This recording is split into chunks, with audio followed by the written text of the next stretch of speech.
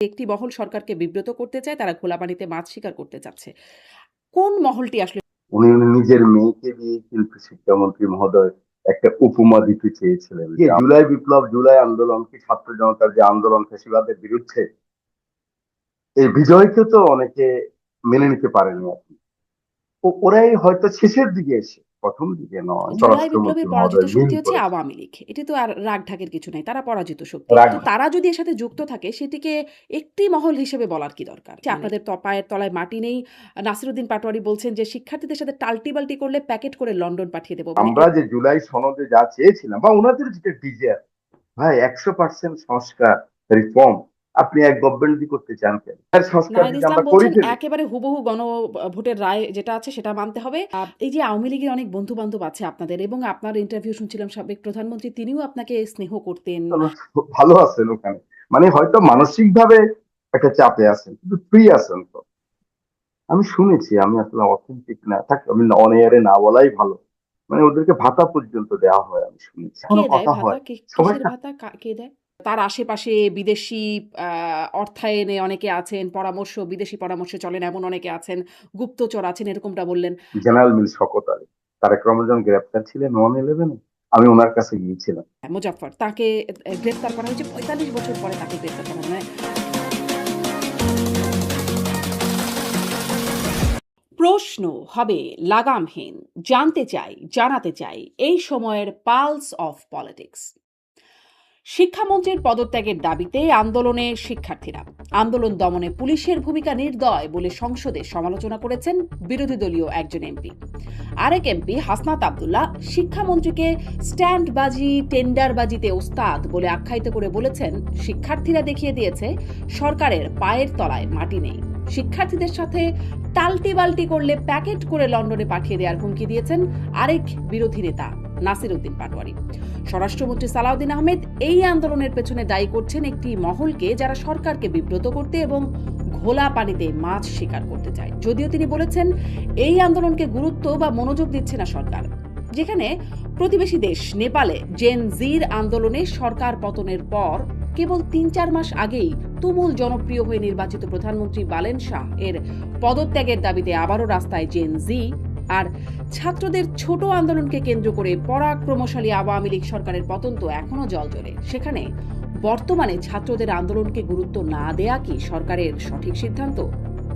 এর মধ্যে সাবেক প্রধানমন্ত্রী শেখ হাসিনা ঘোষণা দিয়েছেন দেশে ফিরে আত্মসমর্পণের। তিনি ফিরলে পরিস্থিতি কেমন হতে পারে বলে মনে করছে সরকার? সরকার কি আসলেই তাকে ফেরত চায়?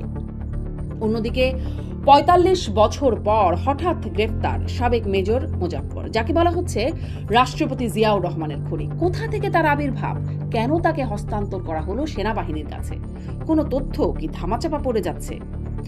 সংসদে ঐক্যের বার্তা থাকলেও বাইরে আন্দোলন, গণ অভ্যুত্থান, এমনকি সরকার পতনের হুমকি দিচ্ছেন বিরোধী জোট নেতারা। সরকারি এবং বিরোধী দলের সম্পর্কের আসল চেহারা কোনটি? এসব নিয়ে কথা বলতে স্বপ্নধরা নিবেদিত পালস অফ পলিটিক্সে আমার আজকের অতিথি জাতীয় সংসদের হুইপ আশরাফুদ্দিন নিজান। জনাব এ বি এম আশরাফুদ্দিন নিজান, আপনাকে স্বাগত জানাচ্ছি পালস অফ পলিটিক্সে আমার আজকের আয়োজনে। আপনাকে ধন্যবাদ। অনেক ধন্যবাদ, আপনি আমাকে সময় আমি দিচ্ছেন, যুক্ত হয়েছেন, কৃতজ্ঞতা। আমি বেশ কয়েকটি বিষয়ে আপনার সাথে কথা বলতে চাই। এই যে পরীক্ষার্থীদের মানে শিক্ষার্থীদের যে আন্দোলন চলছে সেটি নিয়ে কথা বলতে চাই। সংসদের অবস্থা এবং সংসদের বাইরেও যে আ আ বক্তব্য, পাল্টা বক্তব্য যেগুলো চলে সেই প্রসঙ্গগুলোতে, এবং আরো কিছু প্রাসঙ্গিক বিষয় কথায়, কথায় চলে আসবে। আমি শুরু করি যে শিক্ষার্থীদের যে আন্দোলন, একদম শিক্ষামন্ত্রীর পদত্যাগের দাবিতে আন্দোলন আমরা দেখতে পাচ্ছি। আম বৃষ্টির মধ্যে বা খারাপ আবহাওয়ার মধ্যে পরীক্ষার্থীদের উদ্দেশ্যে ফার্মের মুরগি তিনি বলেছেন। এরকম একটা বক্তব্য দিয়ে আন্দোলন করা হচ্ছে, তার পদত্যাগের দাবি করা হচ্ছে। আম যেটি আমরা দেখলাম, মাননীয় স্বরাষ্ট্রমন্ত্রী তিনিও এই প্রসঙ্গে কথা বলেছেন। তিনি বলেছেন যে একটি মহল সরকারকে বিব্রত করতে চায়, তারা খোলা পানিতে মাছ শিকার করতে চাচ্ছে। কোন মহলটি আসলে সরকারকে বিব্রত করতে এমন করতে পারে বা ঘোলা পানিতে মাছ শিকার করতে এরকম একটা পরিস্থিতি তৈরি করতে পারে বলে মনে করেন? ওয়েল, শিক্ষামন্ত্রী বলেছেন গতকাল, কিন্তু এই ছাত্রদের এই সমস্যাটুকু চলছে কিন্তু আজকে 4 দিন। হুম। আপনি মনে আছে প্রথম দিন, আহ 15 তারিখে leader of the house opposition leader যখন আমাদের সমাপনী অনুষ্ঠানে বক্তব্য করছিলেন, তার আগে মাননীয় শিক্ষামন্ত্রী প্রশ্নোত্তর পর্বে উনি কথা বলেছেন কেন পরীক্ষাটা নিতে পারেননি, বা এই বর্ষাকালীন মনসুনের মধ্যে যে সমস্যা হয়েছিল ছাত্রদের, সেজন্য দুঃখ প্রকাশ করেছেন। এবং উনি যে কথাটুকু বলেছেন, আমি কোনো ডিফেন্ড করব না। কারণ কথার আগে পিছে অনেক কথা ছিল। হুম, উনি নিজের মেয়েকে দিয়ে কিন্তু শিক্ষামন্ত্রী মহোদয় একটা উপমা দিতে চেয়েছিলেন যে আমার মেয়ে এরকম যে একটু বৃষ্টি হলেই মাথার মধ্যে একটু বৃষ্টির কপোটা পানি পড়লেই জ্বর অসুস্থ আসে। হয়ে পড়ে, হুম, জ্বর এসে যায়, ফার্মের মুরগির মতো। হ্যাঁ, এটাকে উনি আহ, আমরা যেটা মনে করেছি পরে, যে জন্য উনি দুঃখ প্রকাশ করেছেন। আহ, আজকের দিনে, আজকের এই যুগে, রোবটিক যুগে, এআই যুগে কথাবার্তা বলতে খুবই আমাদের তরুণ সমাজ, এবং বিশেষ করে জুলাই বিপ্লব, ছাত্র জনতা আন্দোলনের পরে আমি মনে করি বাংলাদেশের মানুষের মনোজগতে, আমি বিশেষ করে ইয়াং জেনারেশন জেনজিদের মনোজগতে একটা বিরাট পরিবর্তন ঘটেছে, যেটা আমাদের মনোজগতে এখনো ঘটেনি। আপনি এটাকে যেভাবে নেন, ভালোভাবে নেন বা হুম, অন্যভাবে নেন, কিন্তু কথা হলো একটা বিরাট পরিবর্তন ঘটেছে। অতএব আমরা কথাবার্তা বলতে খুবই হুঁশিয়ার থাকতে হবে হুম, সেক্ষেত্রে। এবং পরের দিন আহ উনি, ওটা হলো আহ, এর আগে 14 তারিখে উনি প্রথম প্রশ্নোত্তর করে বলেছেন, এবং 15 তারিখে উনি একটি স্টেটমেন্ট করেছেন। আপনি লক্ষ্য করবেন, আমি দাঁড়িয়ে মাননীয় স্পিকারের কাছে বলেছিলাম যে মাননীয় শিক্ষামন্ত্রী 300 বিধিতে একটি বিবৃতি দিলেন, ফর্মাল বিবৃতি। সেখানে উনি দুঃখ প্রকাশ করেছেন এবং ছাত্রদের পরীক্ষা, ছাত্রীদের পরীক্ষা আবার নেয়ার কথা বলেছেন। এবং যে দুটি প্রশ্ন নিয়ে সমস্যা হয়েছিল, ভুল প্রশ্ন হয়েছিল, ওনাদেরকে হুম, সাসপেন্ড করা হয়েছে, কর্মকর্তাদেরকে, ভবিষ্যতে যেন এই ধরনের ঘটনা না ঘটে। এটা কিন্তু আমরা এভাবেই নিয়েছি। হুম। হ্যাঁ, কিন্তু শেষের সংসদে দিকে দুঃখ দেখা গেল, প্রকাশ বা আপনি যে পদক্ষেপগুলো বলছেন, সেই পদক্ষেপগুলো আমরা দেখেছি। তারপরেও শিক্ষামন্ত্রী পদত্যাগের দাবিতে আন্দোলনটা চলছে। তারপরে আমরা স্বরাষ্ট্রমন্ত্রীকে বলতে শুনলাম, এই যে বহিরাগতরাও আছেন এই আন্দোলনে, এই আ এবং বিব্রত করতে চায় বা ঘোলা পানিতে মাছ শিকার করতে চায় একটি মহল। আপনারা কাদেরকে আসলে একটি মহল বলে মিন করছেন? আমরা মনে করি জুলাই বিপ্লবের বাইরে যারা ছিলেন, হুম, যারা এই জুলাই বিপ্লবকে মেনে নেন নাই, এই ধরনের একটা গ্রুপ তো আছে। আমি যদি কারো নাম নাও নিয়ে বলি, এটা বাংলাদেশের মানুষ এবং বাংলা ভাষাভাষী মানুষ যারা, ওনারা সবাই বুঝেন হুম। যে যে- যেমন একসময় মুক্তিযুদ্ধের 71কে যারা গ্রহণ করতে পারেনি, তারা কিন্তু 71-এর বাইরে কথা বলতে চায়। ঠিক এই জুলাই বিপ্লব, জুলাই আন্দোলন, কি ছাত্র জনতার যে আন্দোলন ফ্যাসিবাদের বিরুদ্ধে, এই বিজয়কে তো অনেকে মেনে নিতে পারেনি আর কি। ওরাই হয়তো শেষের দিকে এসে, প্রথম দিকে নয়, শেষের দিকে এসে সেখানে একটু আরেকটু ঘি ঢালার চেষ্টা করেছেন। সেটাই মনে হয় মাননীয় মানে জুলাই স্বরাষ্ট্রমন্ত্রী বিপ্লবের পরাজিত মহোদয় মিন শক্তি হচ্ছে করেছেন। আওয়ামী লীগ। এটি তো আর রাগঢাকের কিছু নাই। তারা পরাজিত শক্তি। রাগ।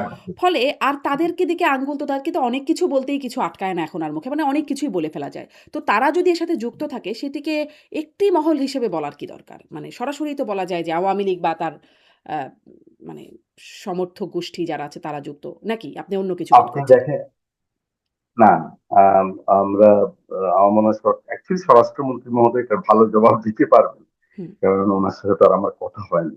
আমি একজন নাগরিক হিসাবে, যদি আমাকে সংসদ সদস্য বা হুইপ হিসাবে জিজ্ঞাসা করেন, সেটা আমি বলেছি।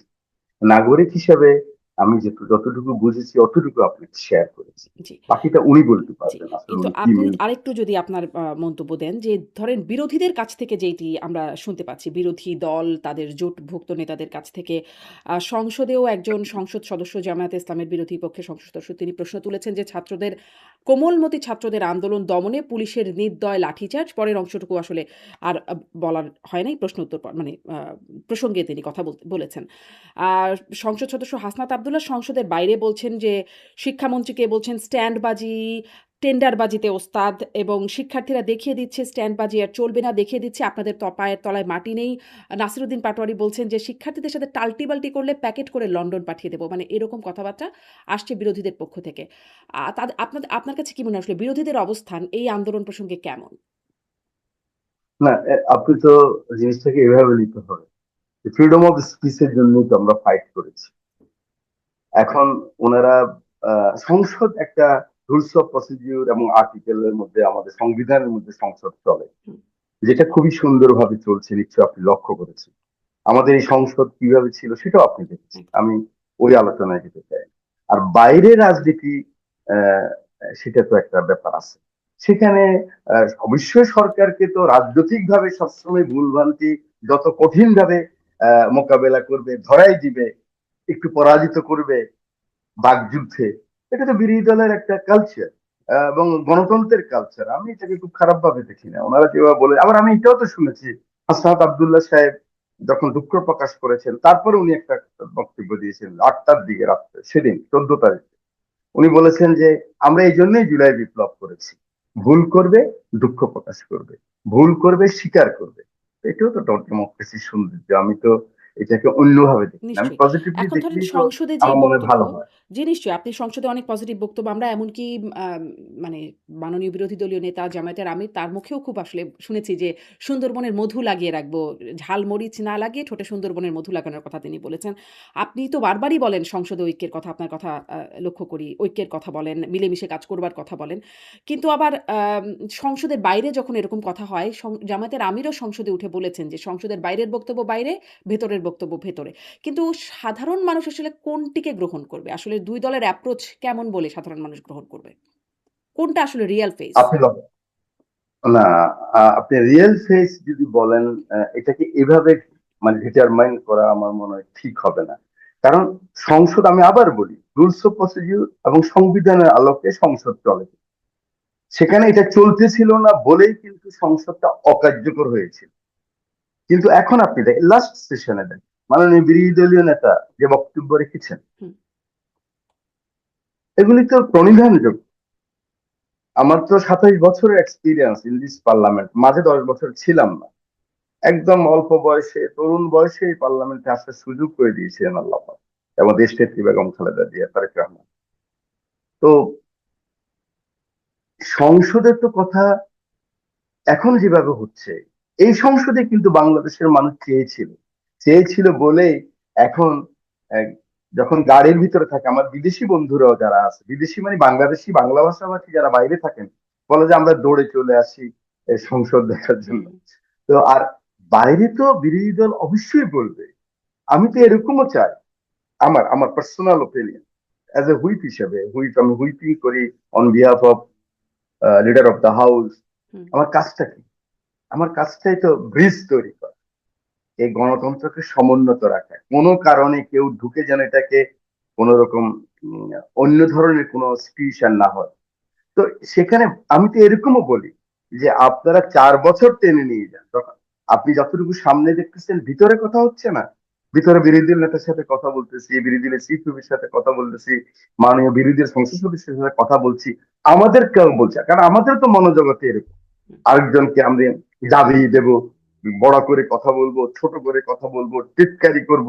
এটা ছিল প্র্যাকটিস ছিল। কিন্তু সেখান থেকে তো আমরা 30-40% কিন্তু আমরা ফিরে এসেছি। কিন্তু আপনি লক্ষ্য করবেন হুম। আমাদের আগে কিন্তু সদস্যরা ধরেন যারা কিভাবে কথা কথা বলতেন। বলছেন, ধরেন আমি যাদের কথা বললাম, যারা সংসদে এরকম স্ট্যান্ডবাজি, টেন্ডারবাজি বা প্যাকেট করে পাঠানোর কথা বলছেন বা আ গরম দেখানোর কথা বলছেন, এরকম আরো অনেক কথা আছে যেগুলো বাইরে সংসদের বাইরে খুব উত্তেজক কথাবার্তা। তারা তো আসলে এই ৩০ বছর আগের মানুষ না। তারা জন্মই হয়েছেন ৩০ বছর পরে। মানে সংসদের আ আপনি যেই সময়ের কথা বলছেন, তারপরে নতুন প্রজন্মের মানুষ। তারা তাদের মুখে এরকম কথা আ মানে কেন মনে হয়? বা যদি আমি বলি জামায়াতের মাননীয় আমির, তিনিও তো এর আগে সংসদ সদস্য হন নাই, নতুন তিনিও। ফলে সেই কালচার তো তার দুই হ্যাঁ, 260 জন নতুন সদস্য এই হুম, পার্লামেন্ট, 260। আপনি চিন্তা করেন, লিডার অফ দ্য হাউস নতুন, অপোজিশন লিডার নতুন, আমাদের অপোজিশনের চিফ হুইপ নতুন, সবাই তো নতুন। হুম, আমি যেটা বলতে চাই, আপনি যেটা লক্ষ্য করে বলতেছেন যে এরা তো এটা দেখে নাই, ওরা দেখেছে কিন্তু আপনি কোথায়? ক্যালিফোর্নিয়াতে, আমি এখানে কথা বলতেছি, আমরা চিন্তা করতে পারছি এভাবে আমরা কথা বলবো। তো ওরা কিন্তু এই জিনিসগুলি নিজেরা প্র্যাকটিস করে নাই, এই জেনারেশন দেখেছি তো। হুম, আমরা টক শোতে মারামারি করতাম 2013-এর পরে। আমার এত বন্ধুরা মিডিয়ার কর্মকর্তা কতবার দেখেছে আমাকে, সব ঢাকা বিশ্ববিদ্যালয়ের ছাত্র, জার্নালিজমের ছাত্র, এখন যারা হাই লেভেলে আছে। আমি যাইনি এ কারণে, মানে যেভাবে কথা বলে, বাসায় আসলে স্ত্রীর কাছে ছেলে মেয়ের কাছে লজ্জা পেতে হয়, হুম, আমি সেজন্য যাইনি। তো সেগুলি তো অনেক চেঞ্জ হয়েছে না এখন। তো এখন আপনি যাদের নাম বললেন, এই তরুণ প্রজন্মের নেতা যারা, ওনারা তো যেগুলি বলছেন, এটা কোনো, আমি মনে করি কঠিন কথা না কিন্তু। হুম, এবং গণতন্ত্রের আমি যে সরকারি দল, আমি এগুলি গ্রহণ করতে হবে। উনি যদি বলে থাকে প্যাকেট করে পাঠিয়ে দিবে, হুম, প্যাকেট করতে তো আসে নাই। হ্যাঁ, বলেছেন। এবং আবার তার সাথে কথা হচ্ছে, ভাই এভাবে বললো না ভাই, তুমি এত আঘাত দিয়ে কথা বলো কেন? হ্যাঁ, হুম, কারণ তোমরা তারা 40 বছর রাজনীতি করবে। আমি যখন বসি তাদের সাথে কথা বলি, তাদের কিন্তু আরো 40 বছর রাজনীতি করার সুযোগ আছে কিন্তু। হুম, তো উম, এখন হয়তো যতটুকু জেদ ক্ষোভ হয়, এটা একটা বলে ফেলে, স্ট্যান্ড বাজি না, এটা বলে ফেলে ওরা। এই তরুণ প্রজন্ম এভাবেই কথা বলে, হাসিনার বিরুদ্ধে এভাবেই কথা বলেছে হুম, তারা। তো এখন আমাদের বিরুদ্ধে বললে আমাদের একটু গায়ে লাগবে, গায়ে লাগে। আমরা মনে করি আমাদের লিডার অফ দা হাউস অসম্ভব প্যাশনেট, যেটা আমি গত পার্লামেন্টে বলছি, যে গণতন্ত্রের সৌন্দর্য হলো প্যাশেন্স। এটা বাজার থেকে কিনা যাবে না, ধৈর্য ধরতে হবে। আর আমি এও বলি যে আপনারা সব যোগ করেন না আমাদের ভুল ভ্রান্তি যা করি। আর এই দেশে একটা জিনিস লক্ষ্য করবেন, আপনার অনেক অভিজ্ঞতা হয়ে গেছে এগুলি করে করে, শারমিন। আমাদের দেশে কিন্তু ব্রিটিশ বিরোধী তার আগের আন্দোলন, গুপ্ত মধ্য যারা যখন এসেছে আমাদেরকে অত্যাচার করেছে, দখল করেছে, সম্পদ নিয়ে গেছে, আমরা কিন্তু অ্যান্টি স্টাবলিশমেন্ট। হুম, আমাকে যে ভোট দিয়েছে 2 বছর পরে সেও কিন্তু, মানে আমার কোনো কর্মী একটু যদি ভালো চলে, ভালো যারে ভোট দিলাম আমি, ও চলে এত, ও দুটো ইলিশ মাছ কিনে কিভাবে, হুম, আমি কথা বলতেছি আপনাদের, প্রান্তিক কথা, ও খেপে যায় তখন। আমাদের মানুষগুলি আমরা কিন্তু অ্যান্টি স্টাবলিশ। আমি তখন আমার বন্ধুদেরকে বলি, বিরোধী দলকে বলি, ভাই তোমরা আমাদের ভুলভ্রান্তি সব যোগ করো, এই সংসদটাকে টেনে নাও, কার্যকর করো, 4 বছর পরের থেকে বলা আরম্ভ করো। বিরোধী দল নেতাকে তো আমি খুব সম্মান করি, উনি খুব ভালো মানুষ, খুব সুন্দর কথা বলেন। এবং উনি অনেক ধৈর্যশীল মানুষ। তো ওনাকেও বলি, আমি লাস্ট দিনে বলছি, আমি বলি, স্যার মাঝে মধ্যে তো এরকম হবে, কিন্তু আপনারা টেনে নিয়ে যেতে হবে হুম, এই পার্লামেন্টটাকে। হ্যাঁ। জি, এবং উনি সেটাই বারবার জি। বলে যে এই বিরোধিতার জন্য পার্লামেন্টটাকে বিরোধিতা না। টেনে এবং নিয়ে যেতে হবে 4 আবার। বছরের মাথায়, হুম, একটু বলি, শেষ নিশ্চয়ই। করে দেই, 4 বছরের মাথায় আমাদের ভুল ভ্রান্তি সব নিয়ে যখন মাঠে যাবে, একটা কেয়ারটেকারের আন্ডারে আবার ভোট হবে, তখন যদি মানুষের পারসেপশনটা আর ওনাদের বক্তব্য সঠিক হয়ে যায়, মানুষ কিন্তু ওনাদেরকে ভোট দিয়ে দেবে। এই মানসিকতায় আমাদের এগুতে হবে। এই জি। পার্লামেন্টকে, এদেশের মানুষকে আমরা ওই দিকে নিয়ে যেতে হবে। এটা তো দারুণ এটাই ব্যাপার। মনে করি আমি, একটু কিছু কিছু এই গণতান্ত্রিক প্রসঙ্গে মানুষের দায়িত্ব। জি, এটা তো দারুণ ব্যাপার। কিন্তু এই প্রসঙ্গে আবার আন্দোলনের কথাও বলা হচ্ছে, হুঁশিয়ারি হচ্ছে, গণ-অভ্যুত্থান আবার একটা হবে, সরকার পতনের কথা, আপনারাও স্বৈরাচার হয়ে উঠছেন, জালিম হয়ে উঠছেন, এরকম অভিযোগ আছে। ওই আন্দোলনের প্রসঙ্গটা একটু পরে আসি। কিন্তু এই শিক্ষার্থীদের আন্দোলনের বিষয়ে যেটি স্বরাষ্ট্রমন্ত্রী বললেন যে, এই আন্দোলনে বহিরাগতরা ঢুকে গেছে। অনেক বহিরাগতরা আসলেও দেখা যাচ্ছে, গণমাধ্যমে তাদের চেহারা দেখা যাচ্ছে। এবং তিনি বলছেন যে, এই আন্দোলনকে খুব একটা গুরুত্ব দিচ্ছেন না, মনোযোগ দিচ্ছেন না। মানে এইটা আসলে কেমন? কারণ এরকমই একটা মানে একটা কোটা ইস্যু থেকে শুরু করে পুরো সেই প্রভাবশালী, প্রতাপশালী আওয়ামী লীগ সরকারের পতন হয়ে গেল। আপনারাই সেখানে সেই পতনের পেছনে বা আপনারা সাক্ষী। তারপরে দেখেন নেপালের ঘটনা, সেখানেও এরকম জেনজিদের আন্দোলন, সরকার পতন। এখন যিনি আছেন তার বিরুদ্ধেও আবার এরকম আন্দোলন শুরু হয়ে গেছে। জেনজিরাই আন্দোলন করছে তার বিরুদ্ধেও। মানে এরকম দেখে কিভাবে আসলে গুরুত্ব না দিয়ে বা মনোযোগ না দিয়ে থাকতে পারেন? আহ, আমি একটু পয়েন্ট অফ অর্ডারে বলতেছি আপনাকে। আহ, যে না, কথাটা এভাবে না, আপনি বুঝতে হবে, বাংলাদেশের মন্ত্রীরা সরি বলবে, এটা কি কোন রকম আপনি দেখছেন, চিন্তা করতে পারেন? না, এখানে তো অলরেডি একবার মন্ত্রী বলেছে, এরপরে 300 বিধিতে বলেছে। এখন আমি আবার বলছি, মাননীয় স্বরাষ্ট্রমন্ত্রী ওনার পারসেপশন থেকে যেটা বলেছে, উনি হয়তো অন্য ধরনের বুঝাতে চাচ্ছেন। শেষের দিকে যারা এসে এইটাকে মানে ঘোলা পানিতে একটু সুযোগ দিতে চেষ্টা করেছিল, এবং সেটা তো বিরোধী দল বুঝে গেছে এবং বাংলাদেশের মানুষ এখন বুঝে গেছে যে না, কিন্তু আমরা ক্ষমা চাইতে হবে। আমি যেটা বুঝি, ক্রাউড, আবার বলি ক্রাউড, কোট আনকোট, তার কাছে কোনো লজিক নেই, হুম। তার কাছে কোনো আইন নেই, তার কাছে হলো ইমোশন। ওই ইমোশনকে আপনি অ্যাকনলেজ করতে হবে এবং ওই ওই ওই ক্রাউডের ওখানে আমি যত ফিলসফি দেব, লজিক দেব, আইন দেব, ওই ক্রাউডটা যদি জনগণের ক্রাউড হয়, মানুষের ক্রাউড হয়, তা ওকে রাজনীতি দিয়েই মোকাবেলা করতে হবে। কিন্তু ধরেন এই যে সেখানে দাবি করলেই অন্য মেনে কোনো নেওয়া, শক্তি দিয়ে দাবি করলে ক্রাউডের ইমোশন বুঝে আপনারা মেনে নেবেন বা আন্দোলন শক্ত হলে সেটিতে মেনে নেওয়া বা অবস্থানে দুঃখ প্রকাশ করা, তাহলে তো এটা কি একরকমভাবে আন্দোলনকেও উৎসাহিত করবে না? নিশ্চয়ই দুঃখ প্রকাশ করা একটা ভালো সংস্কৃতি। তার সাথে, সাথে এটাও জানতে চাই যে আন্দোলনকেও উৎসাহিত করবে কিনা? ধরেন এই কয়দিনের আন্দোলনে মানুষ ত্যক্ত বিরক্ত একদম। সাধারণ মানুষ হাসপাতালে যেতে পারছে না, তাদের কর্মক্ষেত্রে যাবার ক্ষেত্রে এমনি জলাবদ্ধতা ইত্যাদি সমস্যা আছে। তার উপরে এটি একদম খুবই মানে বাজে অবস্থা বলে জানতে পারছি। ফলে এটি একরকম আন্দোলনকে উস্কে দেবে না যে সরকারকে একটু দাবি করলে, ক্রাউড করতে পারলেই তো সরকার মানবে। আপনি দেখেন, মানে সেলফ কন্ট্রাডিক্টরি হয়ে যাচ্ছে। স্বরাষ্ট্রমন্ত্রী মহোদয় একটু করে যখন বলছে তখন আবার এটাকে ধরছেন হুম, বা আরেকজনে ধরবে। আবার যখন আমি বলবো যে যে ক্রাউডকে অ্যাকনলেজ করতে হবে, হ্যাঁ আমি অ্যাড্রেস করতে হবে, আমি বলছি যে সব দাবি মেনে নিতে হবে কেন, অ্যাড্রেস করতে হবে, ওটাকে হালকা ভাবে দেখা যাবে ক্রাউড। ওটা বোঝাবার চেষ্টা করছি। ওটাকে অ্যাকনলেজ করতে হবে, করে সমাধানের চেষ্টা। আর সবসময় সমাধান কিন্তু দুই ভাবে হয়, উপরে নিচে দুই ভাবে হয়। এবং মোটিভেশনটা হলো মেইন। সেখানে তো অন্যরা চাইবে, অপশক্তি সবসময় থাকে।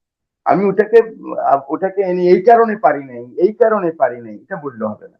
ওগুলো লেম এক্সকিউজ হোক আর জেনুইন এক্সকিউজ হোক, হুম। ওটাকে আমি মাথায় নিলে হবে না। আমি যখন একটা মুভমেন্ট হবে, যতটুকু ন্যায়সঙ্গত অতটুকুকে আমি মেনে নিই, আমি মনে করি এটা। এর বাইরে অন্যায় কিছু তো মানা যাবে না, যেটা দেশের ক্ষতি হবে, রাষ্ট্রের। আমার ব্যক্তির ক্ষতি হলে অসুবিধা নেই, কিন্তু যদি আমি বুঝি রাষ্ট্রের ক্ষতি হবে, এখন আসলে কি ছাত্রদের করবেন? পরীক্ষা আন্দোলনটা তো থামলো না। মানে আন্দোলনটা তো যে থেমে গেল তা তো না। এখনো মানুষের ভোগান্তি হচ্ছে আন্দোলনকারীদের জন্য। শিক্ষার্থীরাও ভোগান্তিতে আছে মানে আন্দোলন করছে বিধায়। ফলে মানে সমাধান কি? এখন আপনার গতকালকে থেকে তো আন্দোলন তো পর্যায়ে নেই। হুম। আমি কি দেশের বিভিন্ন এখনো জায়গায় লক্ষ্য দেখলাম করছেন, শিক্ষার্থীরা জড়ো হচ্ছে, তারা আন্দোলন করছে। ঝড় হচ্ছে। ওটা 13 তারিখের পরীক্ষা আবার বন্ধ করতে চাচ্ছে, মানে 13 তারিখ যেটা হচ্ছে হুম, বলে ওইটাও বন্ধ করে দাও, আবার আবার পরীক্ষা নেই। আপনি বুঝতে হবে একটা অস্থিরতা তো আছে। হ্যাঁ, মানে ইয়াংদের মধ্যে। আর শোনেন একটা জিনিস, খুব হালকা হয়ে যাবে তবুও বলি, আমরা যখন স্কুলে পড়তাম বৃষ্টি হলে রেনির ভালো ছাত্র, যে আমার রুল নম্বর, তখন তো রুল নম্বর হুম, একটা, আর ওটা আমার বোনের এক ছিল, আমার দুই ছিল, আমরা একই ক্লাসে পড়তাম বা একটু নিচে। রেনি ডে হলে ছুটি হবে, আমিও চাই ছুটি হবে, ভালো ছাত্র যে। মানে ঘন্টা বাজায় দিল একদিন দুষ্টামি করে, এপ্রিল ফুলের দিন, হুম। 1 এপ্রিল, এপ্রিল ফুল ছিল। ঘন্টা বাজায় দিল, সব হুড়মুড় করি আমরা স্কুল থেকে বেরিয়ে গেলাম। হেভি মজা কিন্তু এটা, কথাটা বুঝলেন না? তো এই জেনারেশন তো আরো অনেক ফাস্ট। তারা উম, মানে যে কোনো কথাই তাদের মনের ভিতরে রিয়েক্ট করে। তো এগুলি আমরা ওইভাবে, এই চ্যালেঞ্জ গুলি আস্তে আস্তে, আমরা 3 মাস 4 মাসের সরকার, মন্ত্রী মহোদয়রা তো আমরা আগের মানসিকতার অনেকেই, এটার সাথে কপ আপ করতে হবে। এই সেন্টিমেন্ট কপ আপ করে, যেমন আপনারা ডিজিটাল ডিজিটাল যখন পদ্ধতি আসলো, ডিজিটাল আইন হলো না, আরো নতুন নতুন আইন করতেছে না, আপনি কথা বলতেছেন এইভাবে, আপনাকে দেখাই দিল আরেক ভাবে, এআই দিয়ে আরেকটা করে দিল, শারমিন বললো একটা করলো হুম। একটা, সেজন্য তো নতুন নতুন আইন হচ্ছে। আমি মনে করি আমাদেরকে পরিশোধিত করতে, এই যে নিউ জেনারেশনের সাথে, আপনি নেপালের কথা বললেন, দেখেন কত বড় ঘটনা ঘটে গেল, আবার এখন ওখানে হুম। বিপ্লব চাচ্ছে, ওখানে চেঞ্জ চাচ্ছে। এগুলি হবে, এগুলির জন্য আমরা ওই ডিজিটাল যেরকম আইন হচ্ছে, আমরা এরকম নিজেদেরকে তৈরি করে নিতে হবে, যে পরিবেশ পরিস্থিতিতে, কথাবার্তায়, চলনে বলনে, সততায় নিষ্ঠায় আমরা নিজেদেরকেই তৈরি করে নিতে হবে। এই জেনারেশন, এই রাষ্ট্রের যে মালিক যারা, তাদের সাথে। জি। এবার একটু আসি বিরোধী দলের সেই যে আন্দোলনের হুমকি, হুঁশিয়ারি দিচ্ছেন, সরকার পতনের কথাও বলছেন, ওই যে প্যাকেট করার কথা তো আছেই সাথে, এরকম ধরনের কথা বলছেন। মাননীয় আমির সাহেব তিনিও বলছেন যে স্বৈরাচার হয়ে ওঠা বা জালিম হয়ে ওঠার যে বার্তাটা দিচ্ছেন। আপনাদের বিরুদ্ধে যে মূল অভিযোগ মানে বিএনপি বা সরকারের বিরুদ্ধে যে মূল অভিযোগ সেটি হচ্ছে আ গণভোটের রায় না মানা। সংবিধান সংস্কার পরিষদ সেই গণভোটের রায় অনুযায়ী হবার কথা আপনারা করলেন না। মানে মাননীয় স্বরাষ্ট্রমন্ত্রী সংসদে বললেন যে তখন আসলে নির্বাচনের স্বার্থে নির্বাচনটা যেন হওয়া যায় সেজন্য অনেক কিছুই মেনে নিতে হয়েছে বা করতে হয়েছে। এখন আসলে নির্বাচন হয়ে গেছে, আপনারা মানে 2/3 এরও বেশি মেজরিটিতে সরকারে চলে এসেছেন। এখন মানছি না বা এরকম একটা অবস্থানে যাওয়া, সংস্কার পরিষদ না করা, এটিকে যদি বলি আপনারা পল্টি নিচ্ছেন, ভুল বলা হবে? আপনি বলতে পারেন, আপনার তো বলার রাইট আছে, কিন্তু আমি কি বলি শুনুন। কতদিন কথা হচ্ছিল জুলাই জাদুঘর আমরা চাই না। এই জুলাই জাদুঘর, ওটা যে ঢাকায় আসেন আপনার দাওয়াত রইল, ওয়ান্ডার, আপনার কিচ্ছু লাগবে না। এই যে বিদেশি কিছু কিছু হিউম্যান রাইটস এটাই বলে না, অমুককে আটক রাখছেন কেন, অমুককে ওদের সাথে কথা বলতে দেন, জেলখানা এই করেন, দেখি আমি কিন্তু সংসদে কাজ করি, আমি তো এগুলি দেখি না। শুধু জুলাই জাদুঘর যদি তারা দেখে তখন বুঝবে। সবাই বলতেছিল যে জুলাই ফাউন্ডেশনকে বিএনপি অ্যাকনোলেজ করেন, জুলাই জাদুঘর ওপেন করেন। মাননীয় প্রধানমন্ত্রী, আপনি যেটা লক্ষ্য করবেন, উনি কিন্তু খুব ধীর শান্ত লয়ে চলছে। ওনার দৃষ্টি হলো ওনার পিতার মতো। ওনার পিতা যেরকম তীক্ষ্ণ ছিলেন, ঠিক ওরকম দৃষ্টি রাখেন। আমি জানেন আমি সমালোচনা করি, আমার অভ্যাস আছে সমালোচনা করা, কিন্তু যেটা আমি লক্ষ্য করেছি, ওনার দৃষ্টিকে ভীষণ আছে ওনার।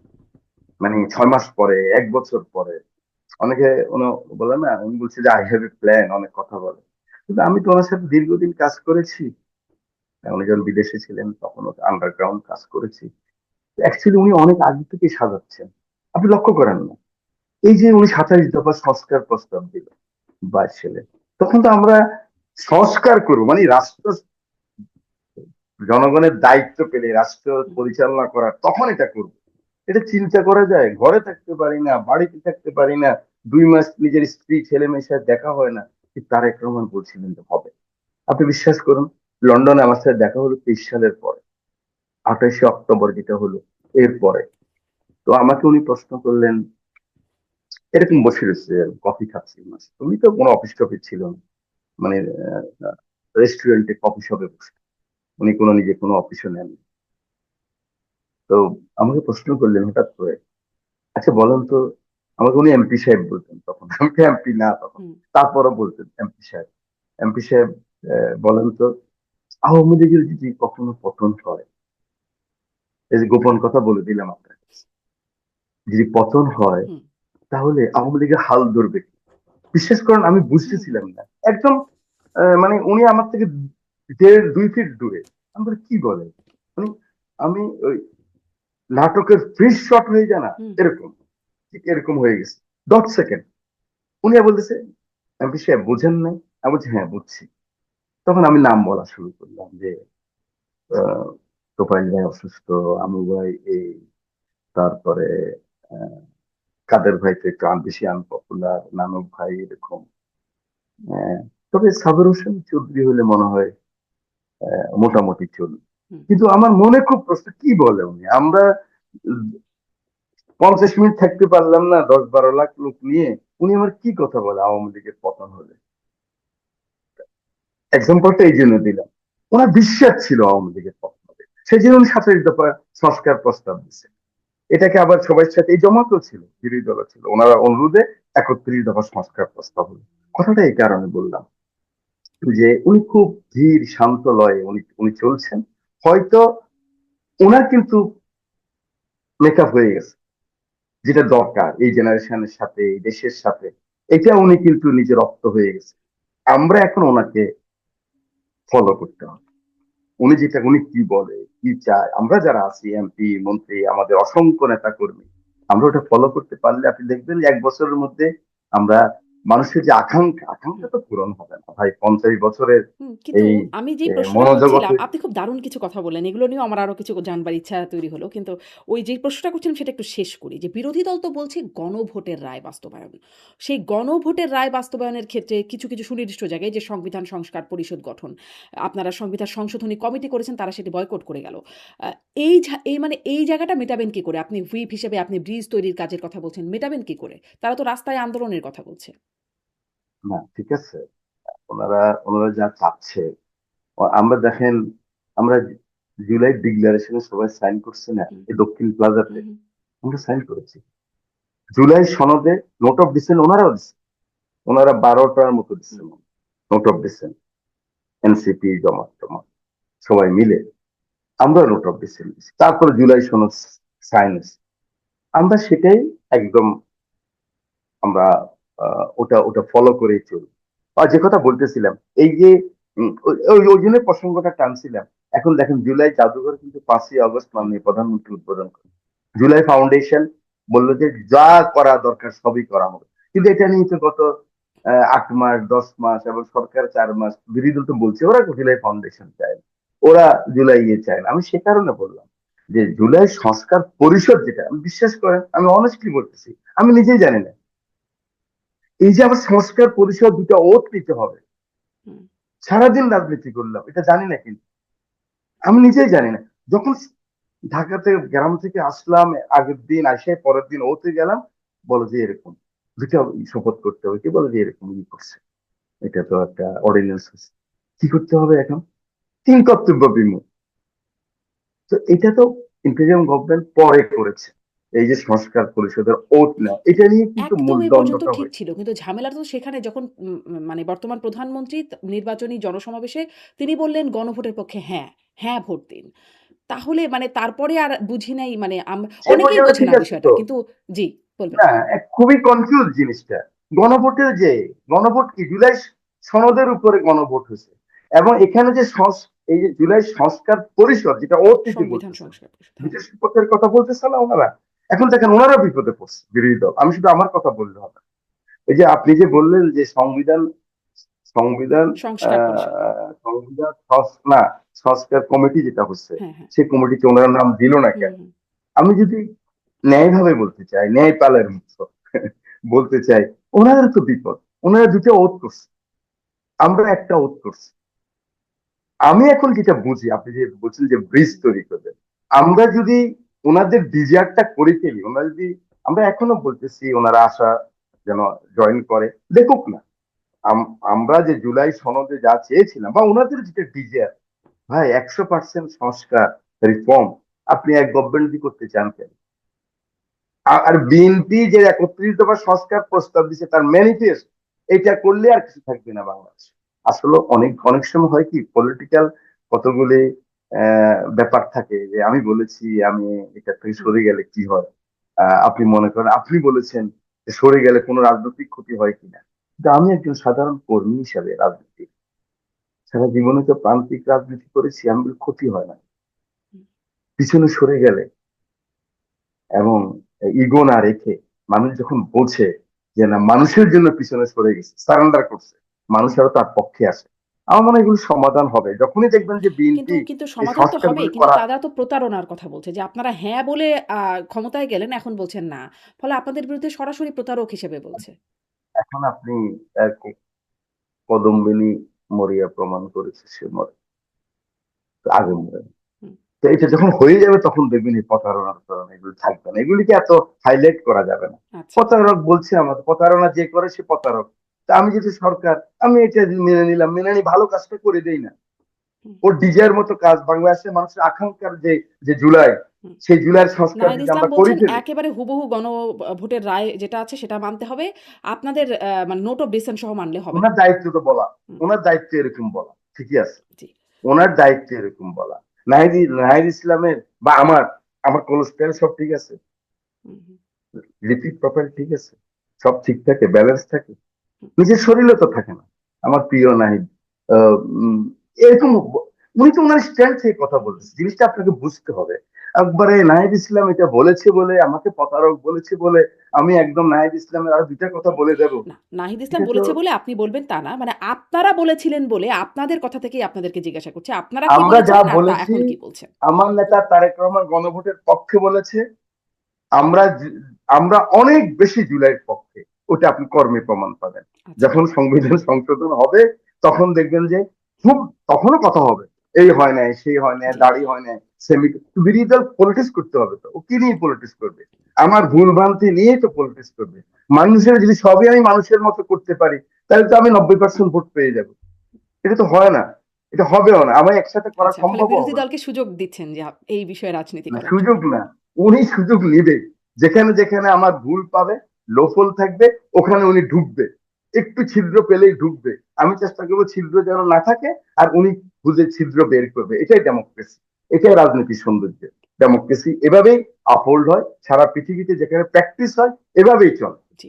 আপনি দেখেন, আপনি যেখানে থাকেন সেখানে ফ্রেন্ডশিপ, ছেলে মেয়ের বন্ধুত্ব, এগুলি কোনো ব্যাপার না কিন্তু। হুম। কিন্তু দেখেন, প্রেসিডেন্ট যদি একটা গার্লফ্রেন্ড থাকে কি অবস্থা হয়, সিনেটরের গার্লফ্রেন্ড যদি থাকে কি অবস্থা হয়। তো এটাই নিয়ম, আরেকজনে ধরে আর কি। এই ধরাধরি চলবে ভাই রাজনীতিতে, এবং ডেমোক্রেসি এটাই সৌন্দর্য।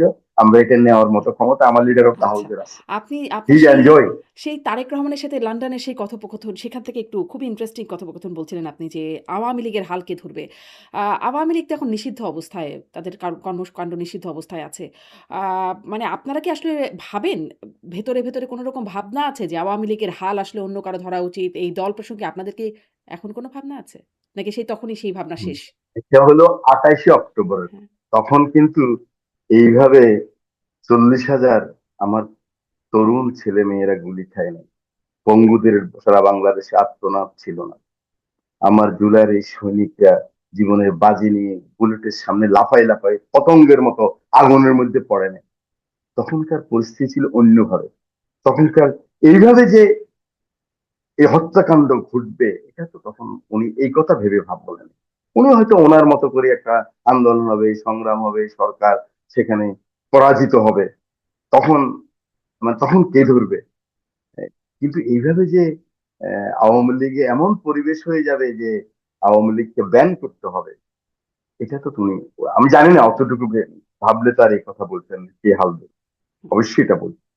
এটা তো আজকে তো ভিন্ন মানে পরিস্থিতি। মানে আওয়ামী লীগকে ব্যান করতে হবে এই আলোচনাটা তো ছিল না। মানে ডক্টর মোহাম্মদ ইউনূসের অন্তর্বর্তী না, সরকার না, না। প্রসঙ্গেও যদি বলি, তখন তিনি বলেছিলেন যে তারা আসলে এটা এরকম সিদ্ধান্ত নেবেন না। পরে হাসনাত আব্দুল্লাহর ওই ২ দিনের আন্দোলনের মাথায় দেখা গেল সিদ্ধান্ত হলো নির্বাহী আদেশে সেটি আপনারা সংসদে আইন করে সেটিকে মোটামুটি পাকাপোক্ত করলেন, তাদের কর্মসূচি নিষিদ্ধ। পাকাপোক্ত না, সবচেয়ে আপনি পাকাপোক্ত করছেন। ব্যাপারটা দেখেন, শব্দ চয়ন বহু ডেঞ্জারাস। আপনি এস্টাবলিশ করে ফেলতেছেন। পাকাপোক্ত না। আপনি খেয়াল করে দেখেন তো, সাবেক মাননীয় প্রধানমন্ত্রী, আজকের ওনার ল্যাঙ্গুয়েজ কি, কোন রকম অনুশোচনা আছে কিনা? একজন লোক, আমার বহু বন্ধু বান্ধব আওয়ামী লীগে, হুম। বুঝছেন? এই আমি অন এয়ার বলতেছি, বহু বন্ধু বান্ধব ওনার এমপি ছিলেন, মন্ত্রী। আমি তো একটু লো প্রোফাইলের মানুষ।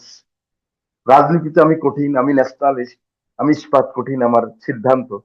কিন্তু আমি বন্ধুত্বে আমি আবার খুবই সফট। এটা আমি আমার বন্ধুর জন্য আমি যে কোনো কাজ করতে পারি, বন্ধুর জুতার ফিতা বেঁধে দিতে পারি। এটা আমার আমার ডিএনএ এর মধ্যে, আমার বাবাও এরকম ছিল। কিন্তু একজন লোক আমি বিশ্বাস করেন আমি পাইনি এখন।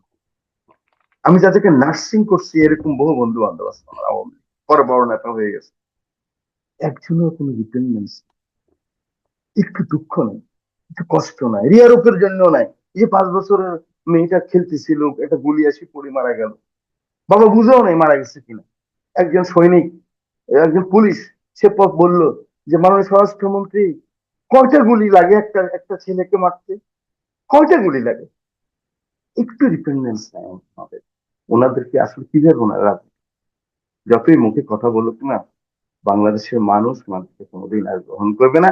যদি আমরা সরকারি দল, বিরোধী দল, আমরা জাতীয় স্বার্থে একমত, আমাদের স্বাধীনতা, সার্বভৌমত্ব, আমাদের রাজনীতি, আমাদের গণতন্ত্রের জন্য আমরা একমত থাকি, হাজার ফাইট করব। হুম।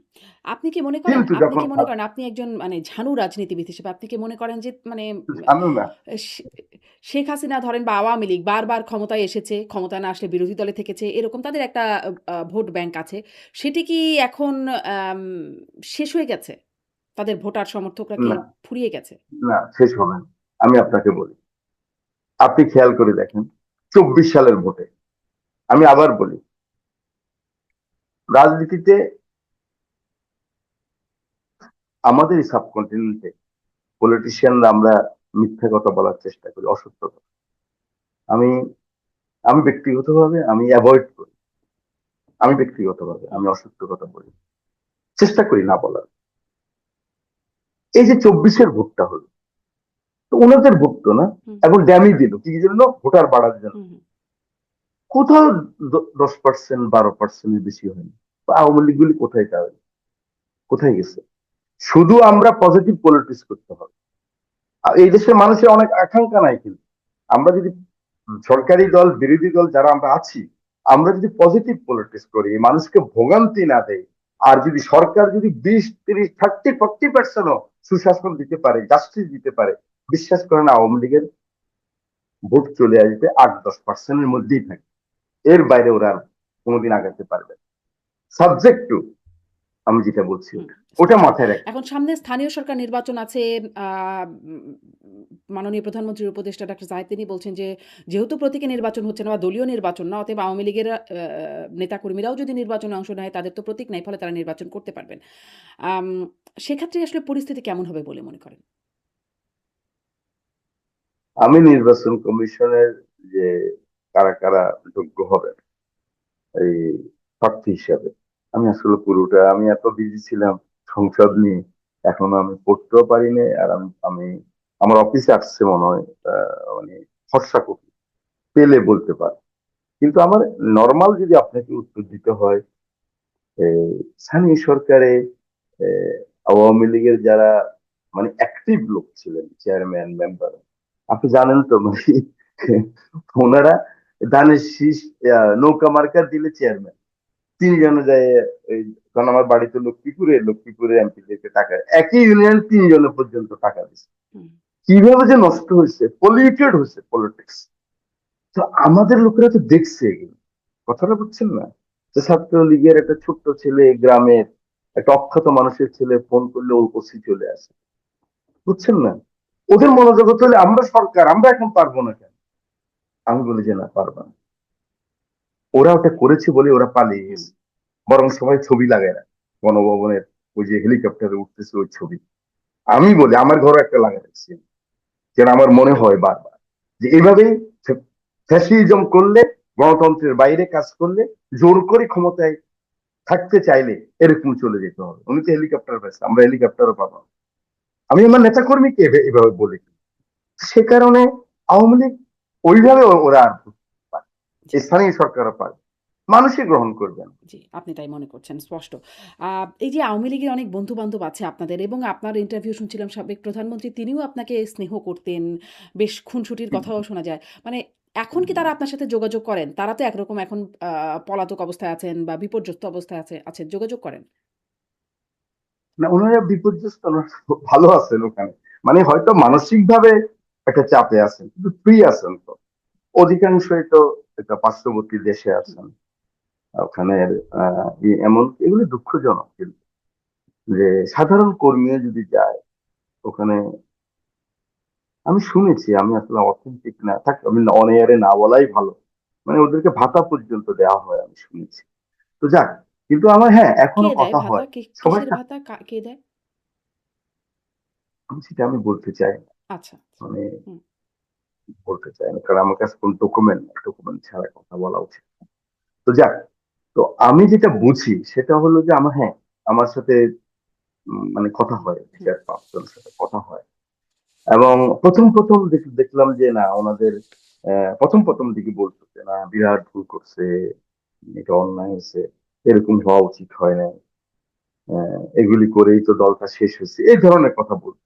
এই জোর করে কিন্তু ওরা নিজেরাই বলতো 71 সালে যদি মেজরিটি পাওয়ার পরে যদি 70 সালে নির্বাচনে যদি একে ছেড়ে দিত, শেখ মুজিবুর রহমানকে, মুরব্বী শেখ মুজিবুর রহমানকে যদি ক্ষমতা দিত, তাহলে তো এত এত কিছু হতো না। ডেমোক্রেসির জন্য তো একটা যুদ্ধ হচ্ছে, ডেমোক্রেসির যে রায় সে রায়কে মানা নেই বলে আমাদের নেত্রী কেন এরকম করলো বলতো, কিন্তু এখন আর বলে না। এখন ওদেরও কেউ কেউ দেখেছি স্টেটমেন্ট করে, ডিসেম্বরে আসবো, এই আসবো, সেই আসবো, ডক্টর ইউনূস বকে। তারপরে বিএনপি জামাত আবার বলা শুরু করছে আগের মতো, বিএনপি জামাত যত এগুলি বলবে দেশের মানুষ তত ঐক্যবদ্ধ হবে। এই যে আমি মাঝে ডিসেম্বরে মধ্যে আসবে, বকা দিলে এই যে ডিসেম্বরে খুশি হই। আসবে, আপনারা আসলে সত্যিকার অর্থে কি চান? ডিসেম্বরে মানে আসলে তাদের একটা আইনি প্রক্রিয়া আছে। সেটা তো আছে আইনি প্রক্রিয়া। আসুক না, আবার একটা আমি চাই বাস্তবতা উনি আছে। আসুক না। নেতা-কর্মী সমর্থক একটা। আপনারা আসলে কি মনে করেন পরিস্থিতি কেমন হবে? আপনারা আসলে সত্যিকারের কি চান? আসুক, এটা ফিরে আসুক? নাকি আসলে যেখানে আছে সেখানে না না, থাকুক? উনি তো উনি তো দিল্লিতে আছেন, হুম ঠিক আছে না? আমরা তো বারবার বলছি আপনি পাঠান, উনি উনি উনি ট্রায়াল ফেস করুক। উনি তো খালি ইন্টারন্যাশনাল অ্যাডভোকেট নিয়ে আসুন, অ্যাটর্নি নিয়ে আসুন, ফেস করুক না উনি। এটাই তো নিয়ম, ফেস করুক উনি। তাহলে জিনিসটা মীমাংসা হয়ে যাক। ওখানে থাইকা এই কথা বইলা উত্তপ্ত কইরা এই কইরা, এই দেখেন নিরীহ একবার সব নেতা কর্মী ছেড়ে চলে গেছে। কিছু নেতা কর্মী তো আছে এখনো দেরিতে, আছে না? এগুলি পট করে মিছিল করে, ওই করে, সেই করে, হ্যাঁ। এই এই লোকগুলি কিভাবে যে ক্ষতিগ্রস্ত হয়েছে, এখনো হবে। কালকে একটা লোক অ্যারেস্ট হয়েছে আমার নির্বাচনে। ওই যে গতকালকে একটা মিছিল হয়েছে এক জায়গাতে, 20-22 জনে মিছিল করছে। তো তখন ওকে ওকে অ্যারেস্ট করছে। ও কমিশনার, ওর নাম নিজামউদ্দিন কমিশনার। আমি নিজাম আর ও নিজাম, হুম আমার পৌরসভার কমিশনার। আমি আমি বললাম যে না, ওকে কেন গ্রেফতার করছে? বলে যে ওর ভাতিজা। আমি কি দেখেন, আওয়ামী লীগও এভাবে গেছে কিন্তু। ওর ভাতিজা নাম সংগ্রাম, সে ছাত্রলীগের মিছিল বাইর করছে, ওকে কেন করবেন? বলে যে ও তো সমর্থক ছিল। আমি সমর্থক, তাহলে বাংলাদেশে তো 15-20% লোক আওয়ামী লীগের সমর্থক, সবাইকে অ্যারেস্ট করবো? আমাদের 50 লক্ষ মামলা হয়েছে আমাদের বিরুদ্ধে। আমাদের 30 জন করে আত্মীয় হলে 1.5 কোটি তো এমনি হয়ে গেছে। আত্মীয়রা কষ্ট পাইছে না? যে বিনা কারণে যখন মিথ্যা, সত্য মামলা দিলে মানুষ হুম কষ্ট পায় না কিন্তু। আপনার ভাইটাকে যদি একটা মিথ্যা মামলা দেয় দিন, আপনি কিন্তু ওখানে থেকে কষ্ট পাবেন। ইভেন কি আপনি ন্যাশনাল লিস্ট হলে কষ্ট পাবেন। আমি বলছি এগুলি করবেন না, রাত্রে ছেড়ে দেওয়া হয়েছে। এভাবে সবাই, আমি আমার এই বক্তব্যের মাধ্যমে সব, আমি আমার বিএনপির নেতা কর্মীদেরকে আজকে শোর মাধ্যমে বলতে চাই, কোন রকম যারা একদম জড়িত না হুম এগুলিতে, কোন সন্ত্রাসী কার্যক্রমে, উস্কানিতে, ওরা যেন গ্রেপ্তার না হয়, ওরা যেন মামলার মধ্যে না পড়ে। তাহলে কি হবে জানেন? দলটা ভারী হবে, এই অন্যায়ের দলটা ভারী হবে। এই রাজনীতি কিন্তু মাথার ভিতরে আনে। এভাবেই কিন্তু আওয়ামী লীগকে জোর করে না, মানুষের মন থেকে উঠাই নিয়ে আসতে হবে। মুসলিম লীগ মানুষের মন থেকে উঠে গেছে না, হুম একটু সময় নিতে হবে। সরকারি দল বিরোধী দল ব্যালেন্স করে, প্রপার পলিটিক্স করে, মানুষকে সুশাসন দিয়া এবং জাতীয় ঐক্যমত, হুম। আমাদেরকে কিন্তু ফেলে দেওয়ার মুসলিম লীগকে তো হাজারবার এরকম চেষ্টা। নিষিদ্ধ করতে হয় না, মানে আওয়ামী লীগের কার্যক্রম নিষিদ্ধ করে রাখা, তো মুসলিম লীগ তো এমনিই উঠে গেল মানুষের মন থেকে। সেই সুযোগটা না দিয়ে মানে তাদেরকে কার্যক্রম নিষিদ্ধ করে রাখাটা আপনি যৌক্তিকতা কতটা? আপনি ফাইয়াজের আম্মাকে কি বলবেন বলেন? আবু সৈয়দের আম্মাকে, ফাইয়াজি ধানমন্ডি, হুম এই মহিলা প্রত্যেক দিন আসতো, ছেলে জোর করে আসতেছে, রেসিডেন্সিয়াল স্কুলের ছাত্র। আপনি কি বলবেন বলেন? এই যে বিভৎসতা হচ্ছে, আর মুসলিম ধরেন লীগ তো এটা করেছে মানে বলেন না? মুক্তিযুদ্ধের শহীদ যারা আছেন তাদের মুসলিম পরিবারকে কি লীগের লোক বলেছেন? রাজাকারও হয়নি, আপনি জানেন? মুসলিম লীগের লোক রাজাকারও হয়নি, শান্তি কমিটি হয়েছে। হুম, আপনি খবর নেন, আপনি উইকিপিডিয়াতে যান, ওরা রাজাকারও হয়নি, খুব কম। ওরা এগুলি করে নাই। কিন্তু ওনারা যেটা করেছেন, আপনি দেখেন, শাহাবুদ্দিন সাহেবকে না ধরেন শুভেচ্ছা আপনারা যাদেরকে ধন্যবাদ জোটের জানাই নাই। জোটে জোটসঙ্গী হিসেবে ছিলেন একটা সময়, তাদেরকে তো আপনারাই বলেন যে তারা মুক্তিযুদ্ধে তাদের ভূমিকা কী ছিল। সেই বিষয়ে সংসদেও বলেছেন, সংসদের বাইরে মাননীয় প্রধানমন্ত্রীও বলেছেন। অ্যা অ্যা ফলে তারা যদি ভ্যালিডিটি পায় রাজনীতিতে, সেই সময়ের গণহত্যার সাথে সম্পৃক্ততার অভিযোগ আপনারাই তোলেন, তারপরে যদি তারা ভ্যালিডিটি পায়, তাহলে এখানে মানে এটা একটা দ্বিচারিতা হয় না? না, এই জেনারেশনের, শুনেন, আমি আপনাকে ওই জন্য বললাম, আপনি বলছেন যে প্রটেক্ট করে লন্ডন পাঠাই দিবে, ওই করবে, এগুলি রাজনীতি। তো এই জেনারেশনে কেউ কি রাজাকার আছে নাকি? দেখেন তো আপনি, কিভাবে শিশির থাকবে? মনির রাজাকার? হুম, আপনি বলেন শিশির মনির রাজাকার? ওই এমপি হয়ে আসতে পারে, আমি তো এমপি আসতে আর পার্লামেন্ট আরো ভালো হতো। শিশির মনিকে চিনেছেন তো না? নিশ্চয়ই, নিশ্চয়ই। আমার সাথে পরিচয়, বিশ্বাস করেন আমার সাথে পরিচয় নেই। হুম। মানে কোনোদিন সামনাসামনি দেখা হয় না। সত্যকে সত্য বলতে হবে। তো এই ধরনের কত ছেলে বেরিয়ে আসছে এই জেনারেশন, ওদেরকে আপনি রাজাকার বইলা, ওই ওই ওই দল করে বইলে আপনি ছোট করে ফেলবে, হবে? হয় না, না না এগুলি। আমরা না। এটা আসলে দেশটা সংসদেও করেছে সংসদ সদস্যরা, আপনার দলের সংসদ সদস্যরা, সংসদের খুবই বাইরে তো কম। করেনি। আপনি আপনি দেখেন, খুবই কম। একসময় রাজাকার আলবদর বলতে এই শব্দ এখন পৌঁছে গেছে। মাননীয় দুই প্রধানমন্ত্রী রাজাকারের বগুড়ার পরে সম্ভবত বগুড়ার জনসভায় গুপ্ত বিভ্রান্তি তৈরি করে এরকমভাবে তিনি অভিযুক্ত করেছেন যে তাদের ৭১-এর ভূমিকা ভুলে যায় নাই। খুবই খুবই, শুনেন, এটা মাননীয় প্রধানমন্ত্রী কিন্তু একটা দলের সভাপতি, চেয়ারম্যান, এটা হুম, মাথায় রাখবেন। নিশ্চয়ই। একটা উনি যে leader of the house, Bangladesh সরকারের প্রধানমন্ত্রীর সাথে সাথে একটা দলের চেয়ারম্যান। এক, আমার দলকেও তো আমি একটা পজিশনে রাখতে হবে। তাও দেখেন, উনি কোনোদিন রাজাকার শব্দ মুখে আনা নেই, খেয়াল করে দেখেন আপনি। আমাদের প্রথম প্রথম বলতেছিল সংসদে, এখন সেই শব্দ নাই কিন্তু। আমি বারবার একটা কথা আপনাদেরকে বলতে চাই, আবার আপনার মাধ্যমে সকলকে বলতে চাই, আমাদের মনোজগৎ তো আগের মতো। আমরা যে নতুন ভিশন নিয়ে নতুন বাংলাদেশ বলি, সবার উপরে বাংলাদেশ, বাংলাদেশ ফার্স্ট, সেই সাথে কি আমি আগাচ্ছি নাকি? আমি তো ওই ওই ওই রেসে বাংলাদেশ ফার্স্ট তো বলি শেষ। এ ফার্স্ট করতে হলে, সবার উপরে বাংলাদেশ করতে হলে, দিল্লি নয়, দিল্লি নয়, সবার আগে বাংলাদেশ করতে হলে ওই পথটুকু তো অনেক দূরে। এটা তো আমাকে তো কোনো লিফট নেই যে আমি না 110 তলাতে উঠে যাব 3.5 মিনিটে। না ওই মনটাকে ওখানে নেওয়ার খুবই, জন্য খুবই যথার্থ যে এই আমাদেরকে প্রজন্মে আসলে রাজাকার কোথায় সময় পাওয়া দিতে যাবে? হবে। এই প্রজন্মে তো রাজাকারের অস্তিত্ব নাই। কিন্তু ধরেন আপনারা এই সংসদে আইন পাস করে তাদেরকে শত্রুপক্ষ হিসেবে চিহ্নিত করছেন। মানে জামায়াতে ইসলামকে দল হিসাবে। সেই দলটি এখন বিরোধী পক্ষে আপনাদের এই ঐক্য বা মিত্রর দল। আমরা কোথায় জমাতকে শত্রুপক্ষ করলাম? উম কোন আইন করে? আইন আমরা পাস তো হয়েছে করি একটি নাই। যে মুক্তিযোদ্ধার সংজ্ঞা কারা, মুক্তিযোদ্ধার বিরোধিতা পক্ষ সংজ্ঞা মানে সংজ্ঞায়িত করা হয়েছে যে কারা, কারা। তো সেখানে আসলে পাকিস্তানি বাহিনীর সাথে দল হিসেবে জামায়াতে ইসলামের নামও বলা আছে। সংসদে পাস হয়েছে আইনটি। না, জামাত ইসলাম তো তখন, জামাত ইসলাম তো তখন মানে পাকিস্তান গভর্নমেন্টকে ওরা সাপোর্ট করেছে। আপনি দেখেন না, শুনেন, এখন কথা বললে তো জাতীয় সংসদের হুইপ শুধু পাবলিক, প্রাইভেট মেম্বার হলে বলতাম হুম, আপনাকে। আমি হুইপ তো, হুইপ হলো পাবলিক মেম্বার। পাবলিক মেম্বার সব কথা বলতে পারে না। সোনিয়া গান্ধী কি বলে, সোনিয়া গান্ধীর মেয়ে প্রিয়াঙ্কা গান্ধী কি বলেছে শুনেছেন তো, লিখতে না? হুম, হুম, বাংলাদেশ হওয়ার জন্য তার দাদির কি অবদান, কিভাবে ভাঙছে বাংলাদেশকে। আপনি বঙ্গবন্ধুর আত্মস ডায়েরি পড়লেই তো আপনি দেখবেন।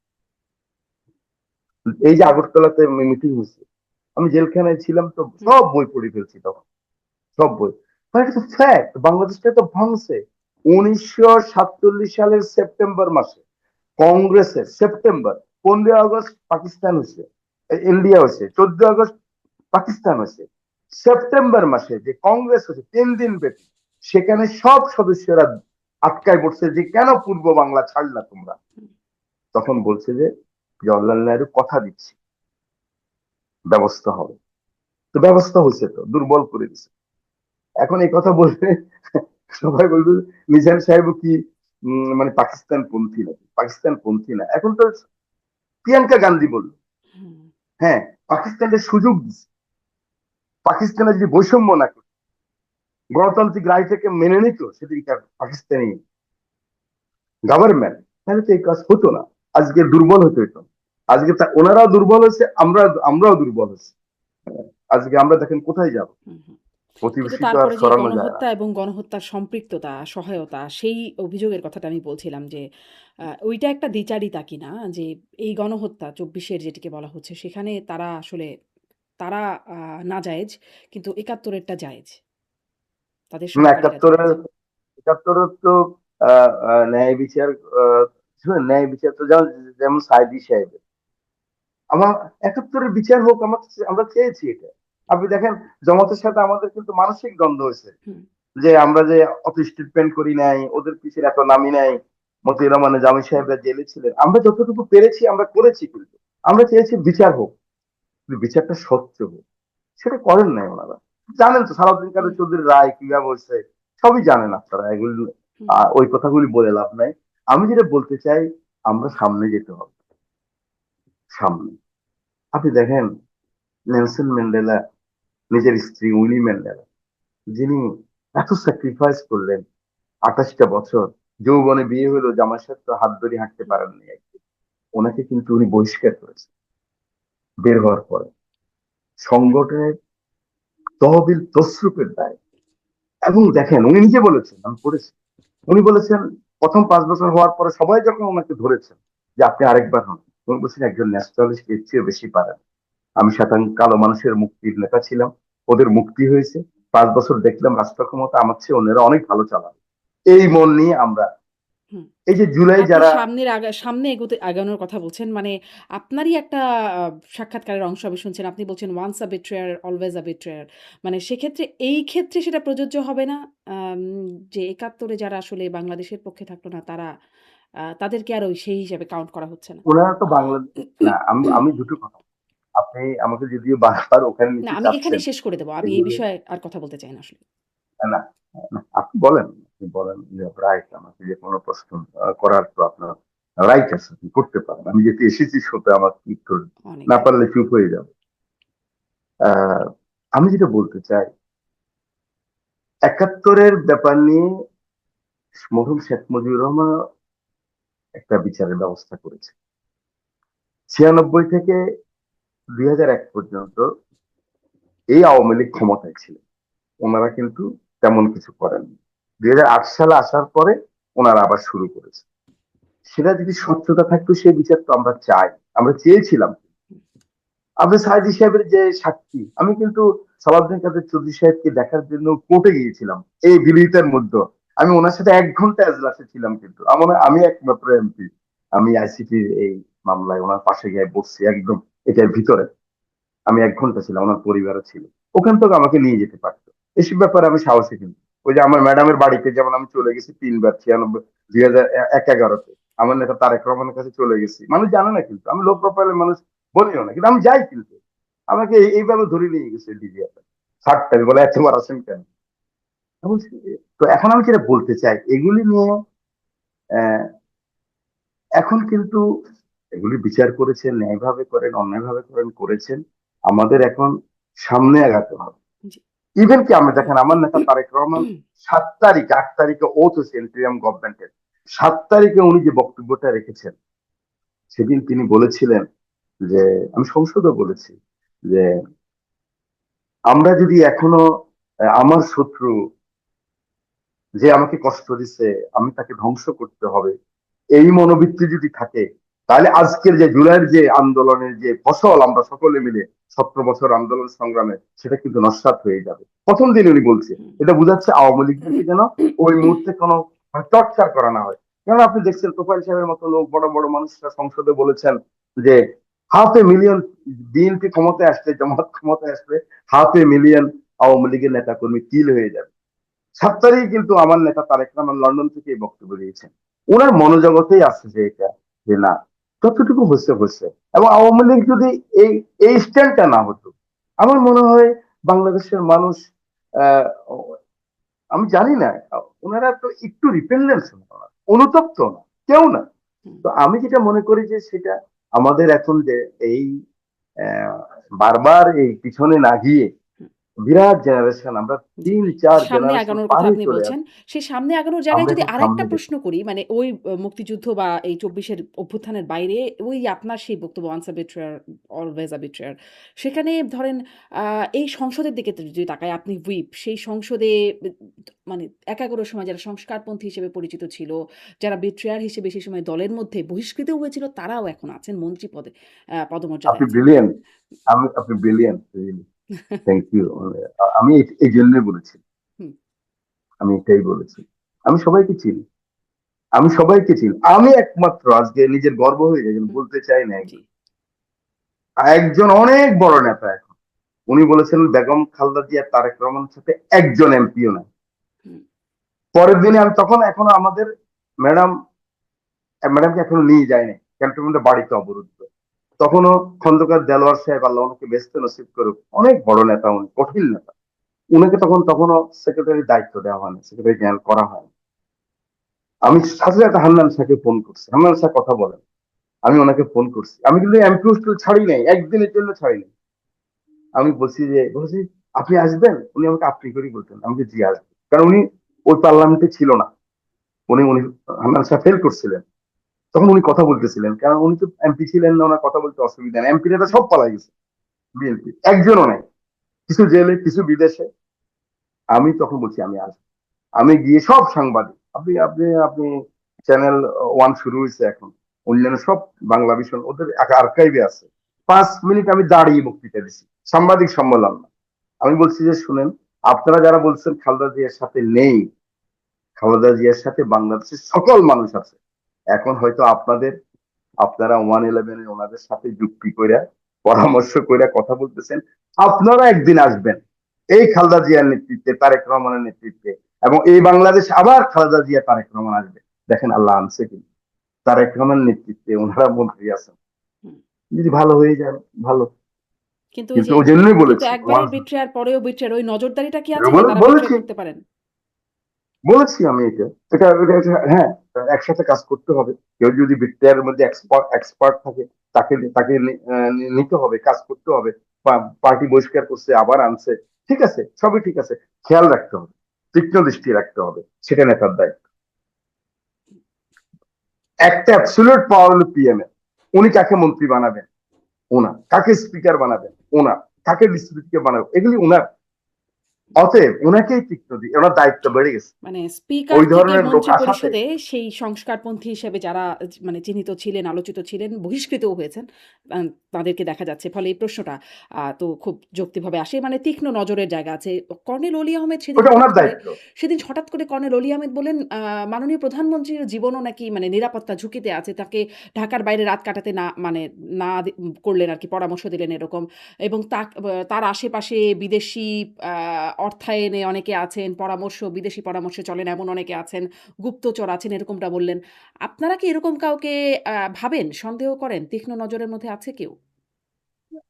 কর্নেল অলি সাহেব, মীর শওকত আলী সাহেব, জেনারেল মীর শওকত আলী, তারেক রহমান যখন গ্রেপ্তার ছিলেন 9/11-এ, আমি ওনার কাছে গিয়েছিলাম। মোহাম্মদ শাহজাহান, ইলিয়াস আলী সহ। ইলিয়াস আলী কোথায় আছে জানি না, আল্লাহ তাকে ভালো রাখুক, বা মরে গেলে আল্লাহ তাকে বিশ্রাম দিক। মোহাম্মদ শাহজাহান এখন আছে। উনি আমাকে চিনতেন না, ওই পার্লামেন্টে উনি ছিলেন না। লালবাগ থেকে ওনাকে নমিনেশন দেয় নাই, দিয়েছিল নাসিরুদ্দিন পিন্টুকে। জেনারেল শওকত আলী খুব মনে কষ্ট ছিলেন। উনি খুব খুব রাজস্বিক লোক ছিলেন। আমি ঢুকে ওনার পায়ের মধ্যে ধরে কান্না করেছি, বলছি এই ছেলেটাকে, এই ছেলেটাকে আমার ছিল না তো, তখন আমার বয়সও কম অনেক। তখন বলে লক্ষ্মীপুরের এমপি। বলে কি বলো, লক্ষ্মীপুর কোথাকার? বলে রামগতি। আশরাফুদ্দিন লিজেন। বলে সিসপি রব চৌধুরী, আসম আব্দুর রব, এদেরকে যে পরাজিত করছে এই ছেলে। হুম। তো তুমি এরকম করো কেন বাবা? আমি বলি স্যার, আমি শুনেছি তারেক রহমান যখন হয়ে জন্মগ্রহণ করছে আপনি নাকি জিয়া রহমান সাহেবের সাথে ছিলেন। আমি শুনেছি স্যার, ঠিক কিনা? স্যার, আমি ম্যাডামের অধীনে ম্যাডামের কাছ থেকে আমি আসছি। আমি ম্যাডাম আমাকে জড়াই ধরে কান্না করছে। আমি স্যার ঠিক নেই, ওই ইমোশনে আমার ভিতরে। স্যার আপনি বলেন না। তো উনি উনি তো খুব রাগ ছিলেন বিএনপি। উনি বলে ইলিয়াস, আমি বলবো, দেখো। পরের দিন 10টার সময় সাংবাদিক ডাকছে, উনি কথা বলছে। অলি সাহেবদের একটা মায়া আছে, বুঝছেন? তারেক রহমান ওই সময়ের তো ভয় করে আর হুম, কি, হুম।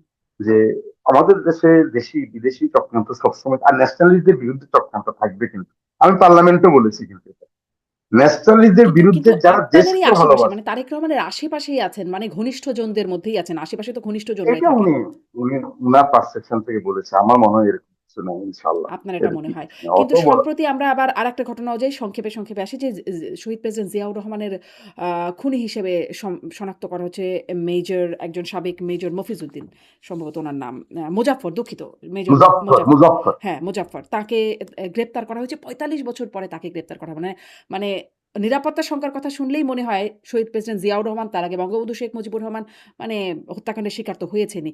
এখন এই জি জি ৪৫ জি। বছর পরে মানে কোথা থেকে কেন তাকে গ্রেপ্তার করা হলো এই প্রশ্ন, এবং তাকে কেন সেনাবাহিনীর কাছে দিয়ে দেওয়া হলো? কিছু তথ্য ধামাচাপা পড়ে যাচ্ছে কিনা? মানে কেন হলো? আহ, আমি আমি তো এটা শুনেছি আপনার মতো, এবং আইএসপি এর এখন পর্যন্ত কোন রকম বলেনি। ইয়ে বলবে, নিশ্চয় নিশ্চয় বলবে। আমি আসলে ডিটেলস কিছু জানি না। আচ্ছা, আচ্ছা। তাহলে আরেকটু আমাদেরকে অপেক্ষাই করতে হবে আসলে ডিটেইলস জানবার জন্য। মানে প্রশ্ন জাগে যে তাকে সিভিল কোর্টে দেয়া হলো না কেন? এতদিন পরের অনেক কিছুই তো আসলে জানবার আছে সেই হত্যাকাণ্ড প্রসঙ্গে।